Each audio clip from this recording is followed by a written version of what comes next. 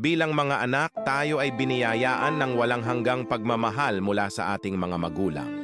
Mula sa ating pagkabata hanggang sa tayo'y tumanda, hindi matatawaran ang kanilang mga sakripisyo. Ang mga gabing walang tulog dahil sa ating karamdaman, ang pawis at pagod mula sa kanilang trabaho upang matustusan ang ating pangangailangan, at ang kanilang mga panalangin para sa ating kaligtasan at tagumpay. Ngunit habang tayo ay lumalaki at nagkakaroon ng sariling mga buhay, minsan nakakalimutan nating suklian ang mga sakripisyong ito. Sa kabila ng kanilang walang sawang pagmamahal, nararapat lamang na ibalik natin sa kanila ang pag-aaruga at respeto na kanilang ibinigay sa atin. Hindi ito nangangahulugang material na bagay lamang, kundi ang simpleng pagpapakita ng pagmamahal, pag-aalala, at pag-unawa sa kanilang mga pangangailangan.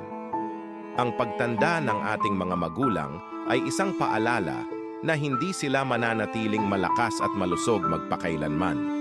Kaya't habang naririto pa sila, ipakita natin ang ating pagpapahalaga.